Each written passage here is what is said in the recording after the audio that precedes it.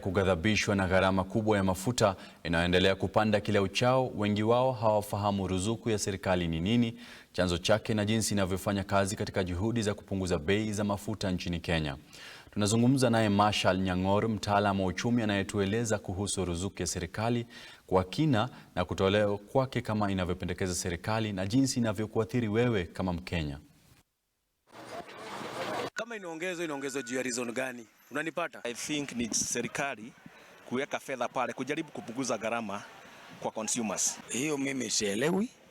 Labda useme, uniexplainie. Kama ushuru iko juu, mafuta naenda juu. Ni vipi ambavyo ruzuku ya serikali inavyotekelezwa na inahusisha mambo yepi? The prices of oil and oil products are kind of regulated, and the reason for this is generally to caution the public against the high inflation or high cost of those products. Bei ya mafuta ghafi ulimwenguni imekuwa ikiendelea kupanda tangu mwanzo wa vita kati ya taifa la Urusi na Ukraine. Ugavi wa mafuta hayo yakipungua kutokana na vikwazo vya mafuta ya Urusi. Kenya does not produce oil, so we still have to import, and that means that the international prices have to hit us. Hata hivyo, ruzuku ya mafuta imewazuia wenye magari hapa nchini Kenya kulipa shilingi 184.68 kwa lita ya petroli na shilingi 188.19 kwa lita ya dizeli. There was a proposal, I think, around 2021. In fact, it was a bill that came into place and it became a law that the government set up at a fund through which now they can be saving some money when the oil prices are low, and then the prices increases to a certain level. At that time, they were looking at anything beyond $50 per barrel in the international prices. So when the prices were to increase beyond $50 per barrel, the government will now come in and start paying the importers the difference so that the importers can sell it at an agreed price. Mwaka 2011, serikali ilianzisha usawazishaji wa bei ya mafuta ili kuzuia wanabiashara wa mafuta kuendelea kupandisha bei ya mafuta kutokana na ongezeko la bei ya bidhaa hiyo duniani kati ya mwaka 2007 na 2008. Kwa kawaida, bei ya mafuta hudhibitiwa na mamlaka ya usimamizi wa nishati na petroli kila tarehe 14 ya mwezi kwa miji mbalimbali hapa nchini Kenya.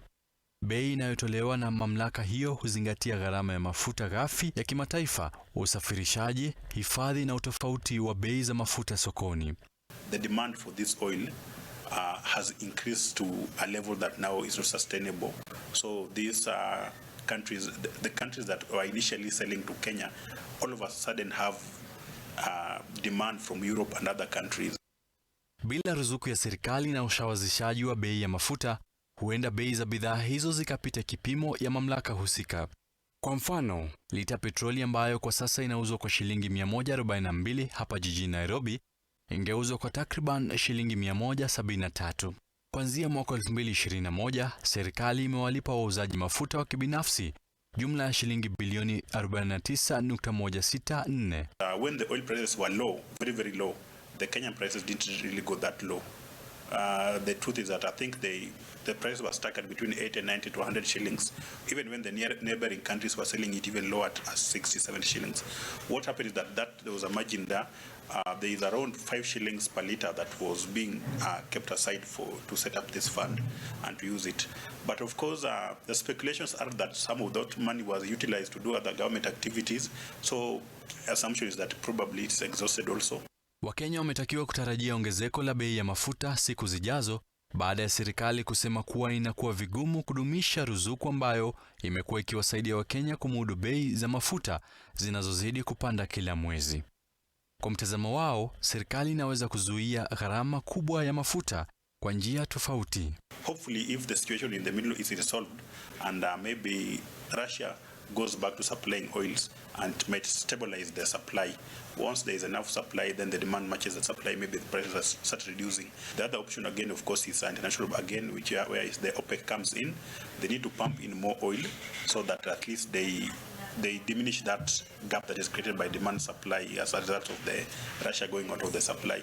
We will continue to pick up the subsidy, probably not at the optimal level, because we are taking the differential, we are taking the entire delta, but it might require us to change that if the situation doesn't improve. Na mtazamaji, taarifa